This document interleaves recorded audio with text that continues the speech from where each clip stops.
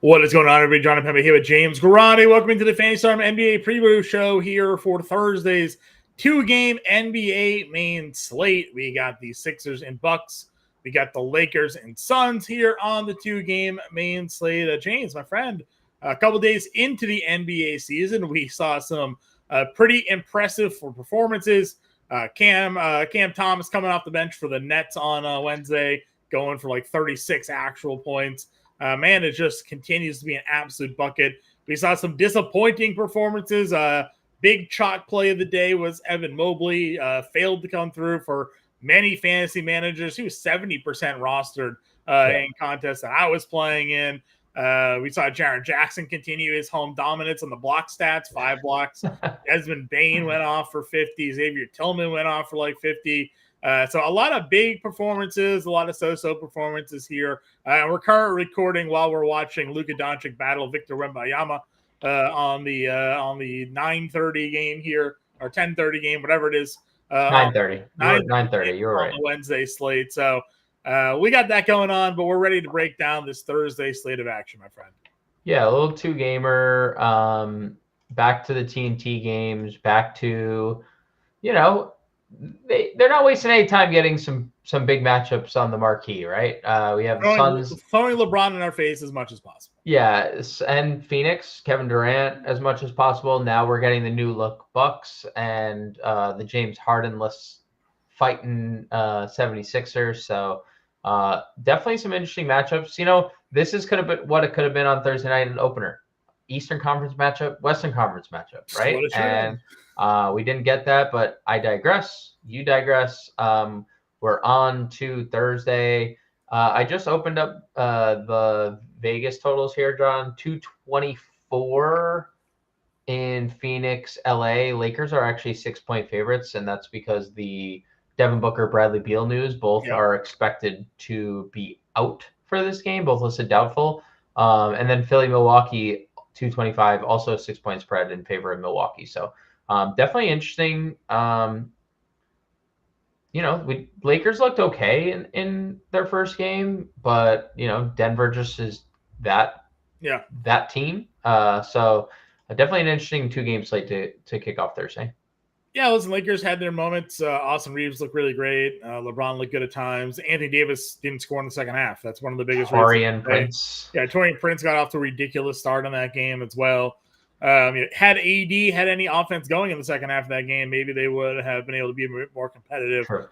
Just wasn't able to come through. So a little bit of a redemption spot for them. And as you mentioned, Phoenix now going to be without 2 of their big players. No Bradley Beal now for the first 2 games. Devin Booker looked really good against Golden State, but obviously got to take him out now and rest the foot. It's a nationally televised game though, James. So they're going to get.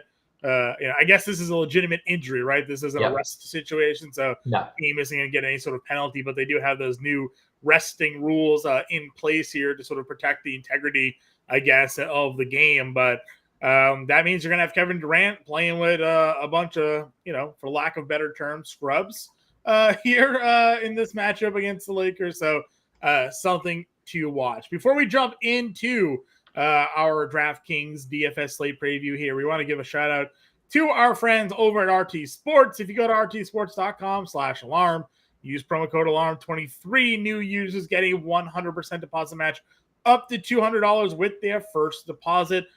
James, let's take a look at a couple of DFS pick-em plays for the Thursday slate. They got just the Philly Milwaukee props available to us right now. So we got a couple on the board that we do like here. Chris Middleton, less than 26 fantasy points. He's expected to be limited in this game here, so we're not going to get a full run for Middleton. But we're also dealing with now Damian Lillard being there, a high-volume offensive player, and, of course, Giannis, a high-volume player in his own right. Could see Middleton take a little bit of a step back in this spot. Yeah, I mean, especially with the limitation. I know they came out and said that he's going to play a little bit more than he did in his final preseason, which was the only preseason game he played. He played 12 minutes. But what is a little more from 12 minutes, right? Like, is that 16 minutes? Is that 18 minutes? Is that 24 minutes? I mean, that's a very wide range. And the uncertainty with the knee in general has definitely left a lot of people a little like weary with Chris Middleton. And as he gets older and as like we've seen the regular season not matter as much than it, as the postseason, how fast do they ramp up a guy who's kind of been injured over the last couple of years? So I definitely like less than 26 fantasy points here because we just are uncertain what the jump from 12 minutes to he hasn't played a lot of basketball this off season. So I do like less here, and we'll pair that up with Tyrese Maxey, 22.5 points here. Last year with the 13 games that James Harden did not play and Tyrese Maxey did, John. Tyrese Maxey 24.8 points per game. He hit this number 1, 2, 3, 4, 5, 6, 7, 8 of the 13 games. And we talked a lot about Milwaukee's now backcourt defense without Drew Holiday there, replacing him with a much worse defender in Damian Lillard, leagues below defensive ability here. Maxey really should have his way, I think, in this spot offensively when it comes to his scoring prowess here, especially, again, as you mentioned, no James Harden. So we're looking more than 22.5 points for Tyrese Maxey, less than 26 fantasy points for Chris Middleton here on this 2-game Thursday slate. So remember, go lock that in and use that promo code ALARM23 when you go to rtsports.com/alarm. Get that 100% deposit match with your first deposit. James, now taking a look over for the DraftKings main slate here. Again, 2 games on the board that we're going to be taking a look at for this one here. As soon as my computer will stop freezing. There we go. Close some tabs, why don't you, John? Close some tabs. We got it up for the friends and family there to see what we got going on. 2 games. Just 2. We're missing 2 of the 4 top price players, 2 of the top 5 price players on the slate. So how do you feel about approaching this? Do you want to go game by game or do you want to go position by position? Let's do how we broke down the 2 game on Thursday. Let's go game by game, and then we'll stick to our bread and butter on the bigger slates with the position by position. Sounds great.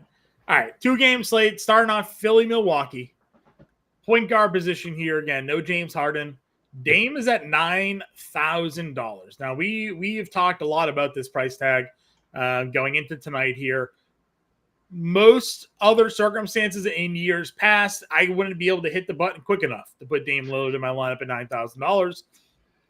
Are you worried at all with any sort of chemistry issues going on with Giannis? Are you worried about D'Anthony Melton just, being all over his hip this entire game? Are you willing to spend the $9,000 on a 2-game slate on Dame Lillard?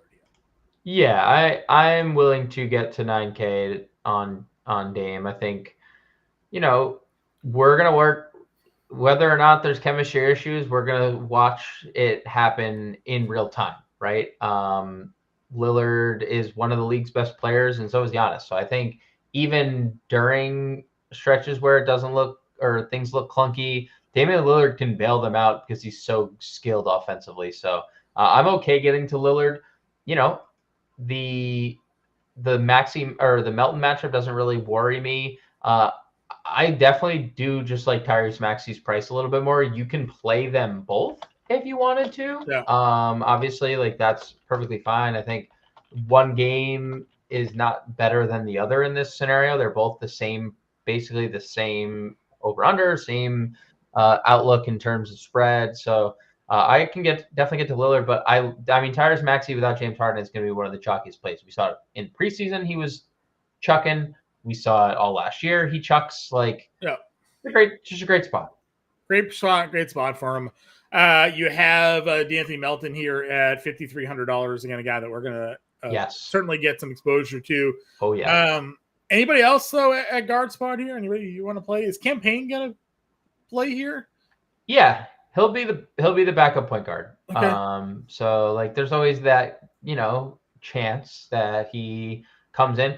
We saw Reggie Jackson come in and play 24 minutes, right, for Denver on opening night, and he had a really good game off the bench. So I won't say that it's impossible to see Campaign come off the bench and we saw it. He played alongside Chris Paul at times Yeah. in Phoenix and stuff. So maybe I would rather just find the $400 to get to D'Anthony Melton, truthfully, and little to no interest in Patrick Beverly at 4,500 either. So Yeah, I'm with you there.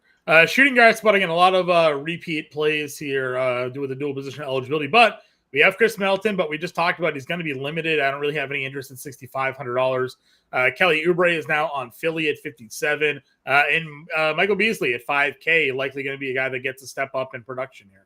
Yeah, so I definitely just tripped you up because before we went on the air, I definitely said Malik Beasley, sorry. I definitely am the reason that happened. I said Michael Beasley, Yeah. and shout out to the Kansas State great Michael Beasley. Yeah. Once checked in with his warm-ups on, and then couldn't check in the game because they wouldn't let him in the game. But Malik Beasley is the one here, and so for that, I am sorry, my friend. But yeah, look, he shot poorly in the preseason, but he is on this team to space the floor. That is what that is actually like the story of his career. It's like, Malik Beasley shot poorly tonight, and then like 2 nights later, or last year, he had that ridiculous run of not missing.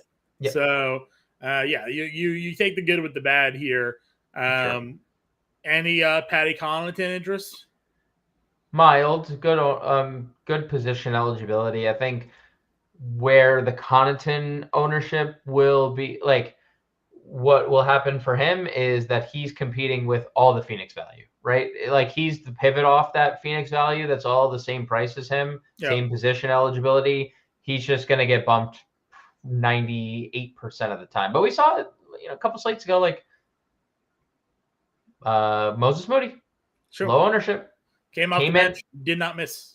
And Connaughton is, although he should probably be playing baseball because he threw 99 miles an hour for Notre Dame, I believe. He chose to play basketball, and he's a pretty good shooter. He can space the floor, so we'll see. If you want to pivot off Phoenix, LA, that Phoenix value at that position, be my guess, but I probably won't be. Yeah, when we were talking about bidding lineups before this show here, I really didn't have a lot of exposure to the Milwaukee side of this game. I was largely going in on Philly here. Small forward, again, not a position that I looked to get to on a small slate. Like Tobias Harris at $6,600, it's fine, but again, it's not really the greatest matchup for him here going up against that front court. So, him again, Kelly Oubre has that multi-position eligibility here. Jay Crowder in Milwaukee. Are you targeting anybody in this game at small forward, or do you think that when we hit Phoenix, LA, that's likely where we're filling out the lineup? I mean, Toby is safe, right? He's safe. Like he's gonna. We also have to on a remember, 2-game slate, he's safer, sure. Here's the one thing I'll say about Philly. Who is the Philly head coach, John? Nick Nurse. Plays a lot of minutes. He plays guys a lot of minutes, right? Like a lot. And we saw it in the preseason. Tobias Harris played 29 minutes in his final tune-up game. You don't see a lot of players of Harris's tenure playing 30 minutes in the preseason. So it just goes to show you he does not care if it's the preseason or not. He's going to play guys. So I think Harris is safe. Not getting to Middleton, so be it. If I get burned by Chris Middleton, who plays 18 minutes and he goes 7 of 8 for whatever. Oubre is whatever. He had a pretty good preseason as well. He's clearly has a role while Harden's not there. Yeah, we like Oubre at times because he brings some defense. He's not afraid to shoot from the outside, and if he can kind of stay out of foul trouble, he can be a productive player. I think he has a higher ceiling than Tobias Harris in general as a player, but I don't know if the minutes will allow him to get there or not. I pretty much agree. The only thing that would cap that is the minutes, because if he's not playing 35 minutes like Tobias is, he's probably not going to.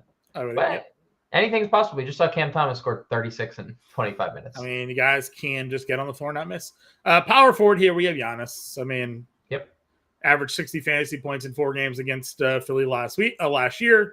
10-2 is a cheap price tag for him. Now, I imagine we have a 10-2 price tag because it's just a 2-game slate.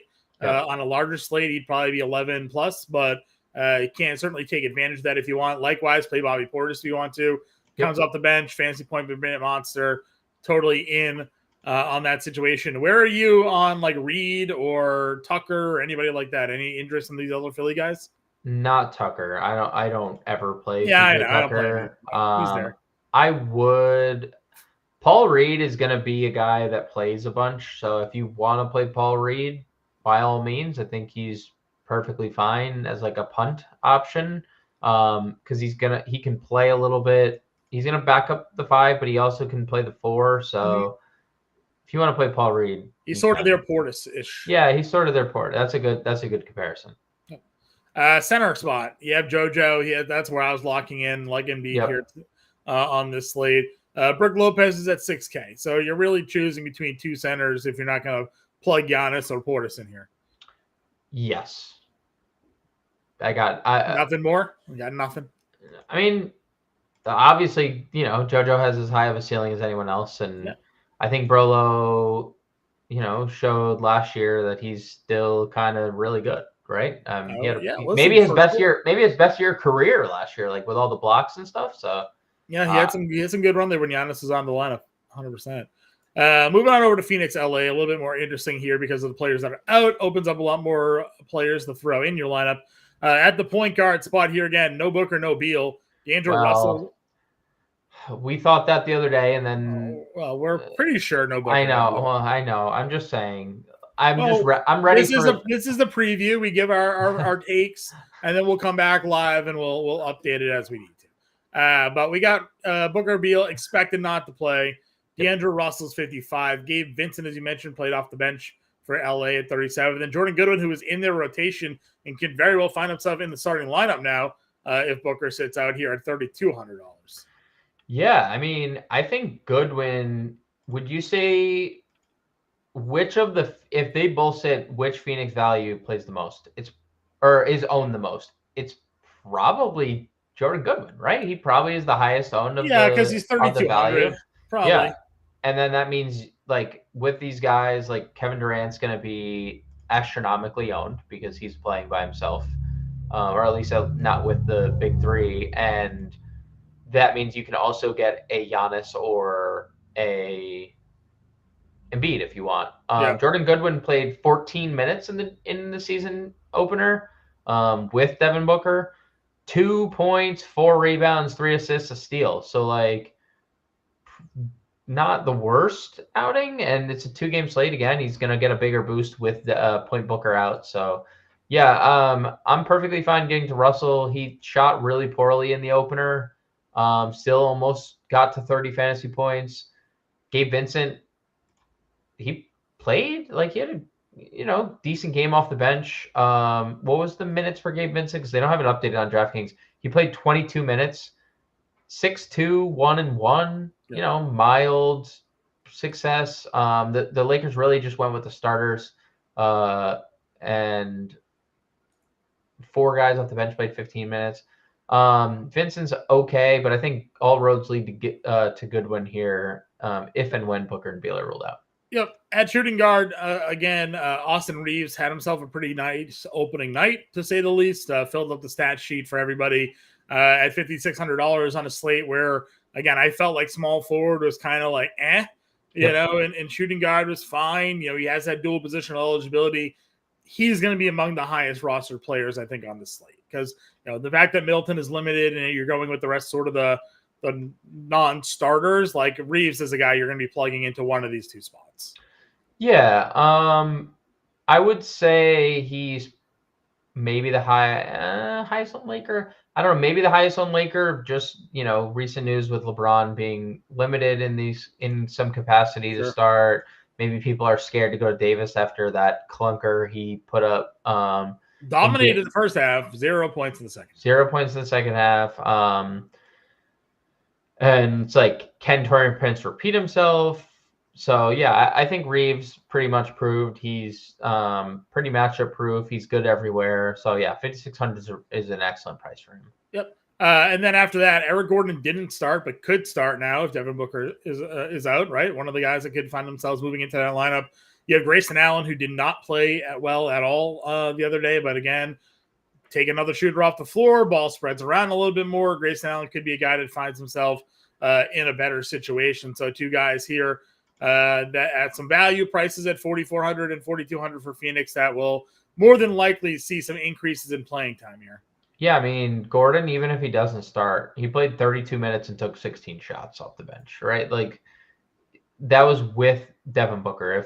If Devin Booker's out and they do start Goodwin, I mean, Eric Gordon is still going to come off the bench and he's still going to take 100 shots. So, yeah, I could definitely get behind Eric Gordon. I think he's going to be really popular. He was kind of on the lower end of the ownership scale last game, which felt like leverage. And, if he made some shots, it would have been 4 for 16. And Grayson Allen is that is a definite tournament play because, no one's going to go to him. He went 0 from the floor. He only played 21 minutes and, but we've seen Grayson Allen really space the floor for Milwaukee in the past, and he was really good for them at times. He comes in, and what if he's that 0 for 6 now is like 4 for 8 from 3, and now he has 12 points to go along with 4 rebounds, 2 assists, and maybe a steal. I'm definitely willing to go back to the Grayson Allen in GPPs. Yep. Small forward here. You have LeBron James at 87, but again, as we mentioned, they're going to be now a minutes cap for LBJ to start the year. On a slate like this, I mean, he's certainly capable of going off, and in other competition, he'll be up against lesser than we would expect, right? So, are you okay paying for 8,700 LeBron, or do you go down to like a couple of guys we've mentioned, or Josh Okogie's at 47, Taurean Prince is at $4,300 here? Anyone other than LBJ for you? Yeah, I think LeBron is maybe the least likely rostered player for me above 8K. I think I would probably get to everyone above 8K before LeBron. Sure. Everyone over 8K before him. And that's, per price, that's like accurate, but still, especially if there's going to be a limit, 87 just feels a little too expensive when Durant's only 200 more, and even Giannis and Embiid are not going to be the prices that they are, like you mentioned. So yeah, I'm going to just go to the Phoenix guys or Reeves. And you mentioned Taurean Prince, I guess. If I don't think we're going to see another scenario where he scores more than everyone else. sure. Cam Reddish now questionable for the slate too. Probable, I guess, with a sore foot.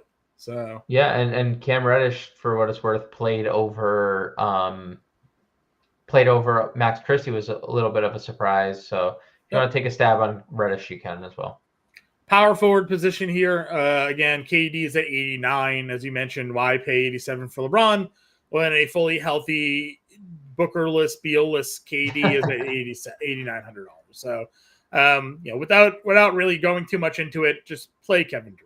Yep, just play Kevin Durant and move on. And moving on, I mean, it was interesting to see the Suns' rotation, John. Yuta Watanabe, 18 minutes off the bench, 8-4 and a block, hit 2 threes. If that's a direction they're going to go, I think Yuta could be kind of a could see him play the 3 tomorrow. I mean, yep, could be a little sneaky punt at 3,300. So other than Durant and Prince, as we mentioned, can definitely get there. What do you make? Would you give Hachimura another chance? 15 minutes. I don't know if that had to do with just the 3 for 10, or if that's just we're just going to see fluctuation in his minutes this year. Yeah, I mean, I don't know. I think I'd rather take a shot on Taurean Prince, who's starting again. I agree. Than go there. Agreed. And then center again, Anthony Davis is at 88. Yusuf Nurkic is at $6,100. The two clear-cut centers here. They initially put Jackson Hayes on the floor, and then he never saw the floor again.